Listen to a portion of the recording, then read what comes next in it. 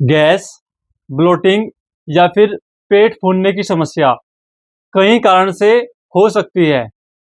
यदि आपका गट भी हेल्दी है और आपका फूड भी हेल्दी है, फिर भी आपको ये समस्या होती है, तो आज हम इस बारे में बात करेंगे कि इसका क्या कारण हो सकता है और क्या इसका समाधान हम कर सकते हैं। पहले इसके कारण के बारे में बात करते हैं। जब हमारा ब्रेन और हमारे गट के बीच में जो कम्युनिकेशन है वो मिसकम्युनिकेशन या फिर उसका जो सिग्नल है वो वीक हो जाता है, तब ये समस्या हमारी स्टार्ट हो सकती है। हमारे पेट में सेकेंडरी ब्रेन, जिसको हम ENS एंटायरिक नर्वस सिस्टम कहते हैं, वो हमारे खाने को पचाने के लिए सक्षम होता है या फिर खाने को डाइजेस्ट करने के लिए सक्षम होता है।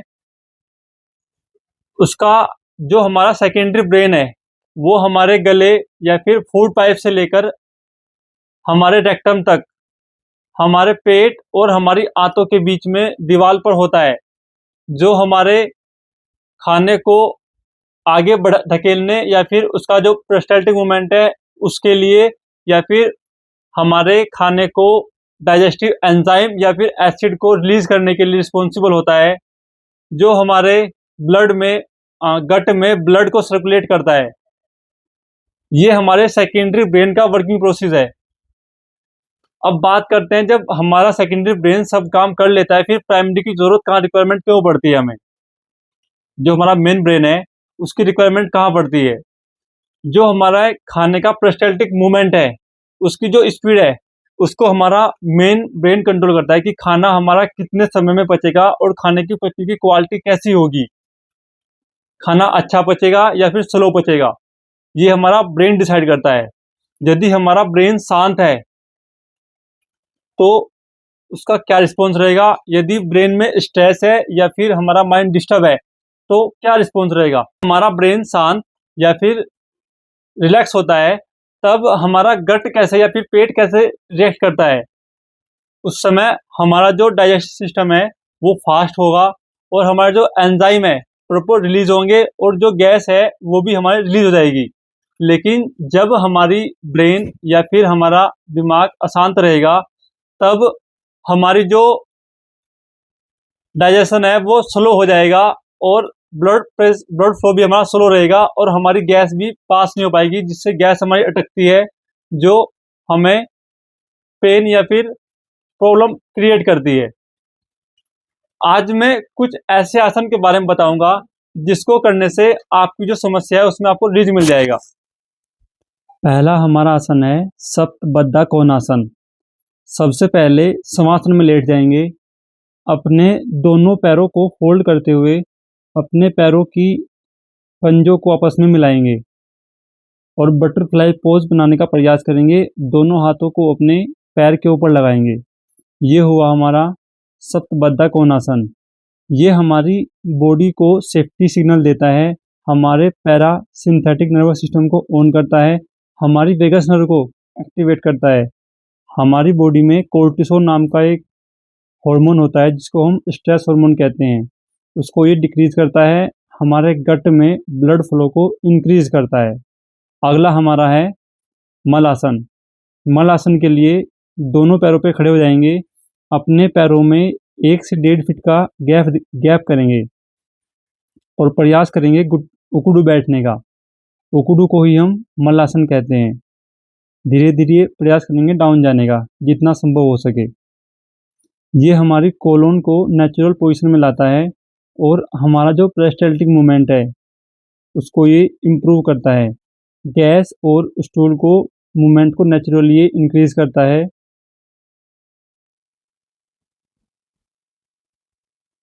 ये हुआ हमारा मलासन।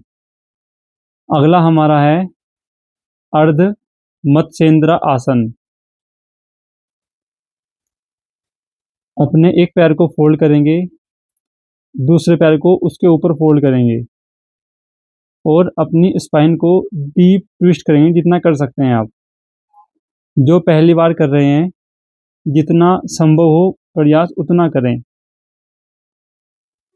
ये आपके डाइजेस्टिव ऑर्गन को इम्प्रूव करता है।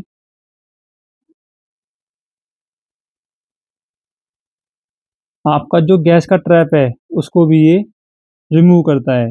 इसमें हमारी जो स्पाइन है पूरी ट्विस्ट हो जाएगी और प्रेशर हमारे पेट पे पड़ेगा। अब दूसरे पैर से करते हैं एक बार।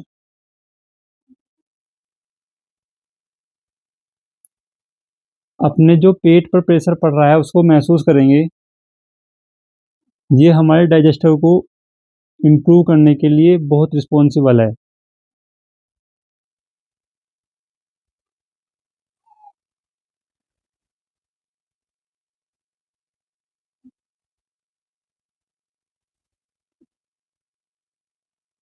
अगला आसन है हमारा पवन मुक्त आसन। पवन मुक्त आसन के लिए सबसे पहले आप शवासन में लेट जाएंगे। पहले इसको एक पैर से करेंगे, फिर दोनों पैर से प्रयास करेंगे।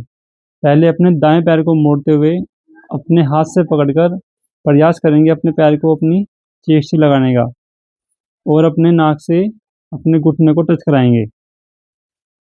ये हमारे लोअर गट नर्वस को स्टिमुलेट करता है, गैस की डायरेक्शन को हमारी करेक्ट करता है।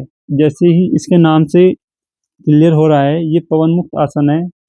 अब दूसरे पैर से इसका अभ्यास करेंगे। पवन को मुक्त करने के लिए रिस्पॉन्सिबल है।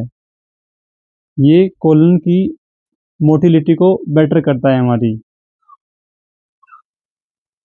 इसके बाद दोनों पैर से करेंगे। इसको करने से गैस को बाहर जाने का रास्ता मिलता है। ये गैस को रिमूव करने के लिए बहुत रिस्पॉन्सिबल है। जो गैस अटक जाती है पेट में उसको ये रिमूव करता है।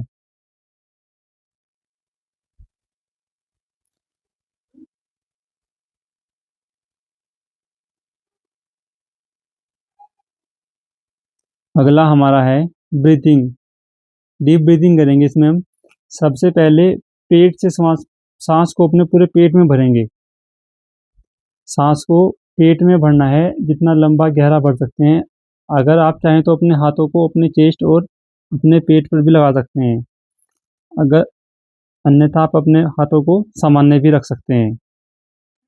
लंबा गहरा श्वास भरते हुए पेट में अपने श्वास भरेंगे जितना आप भर सकते हैं।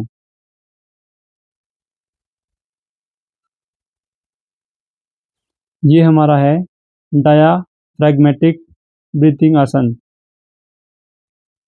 इसमें हम पेट में पूरा सांस अपना डीप भरेंगे। जितना सांस को हम प्राण को जितना हम पेट में भर सकते हैं, जितना लंबा प्राण होगा उतनी लंबी आपकी आयु होगी इसमें।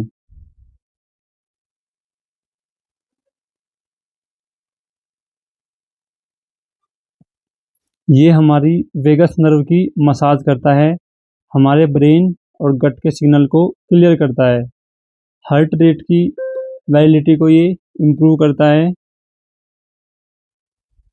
जहाँ तक सांस जाती है वहाँ तक सिग्नल सुधर जाता है हमारा। ये सिग्नल को इम्प्रूव करने के लिए पेट का कनेक्शन हमारे ब्रेन से करने के लिए रिस्पॉन्सिबल है ब्रीथिंग एक्सरसाइज।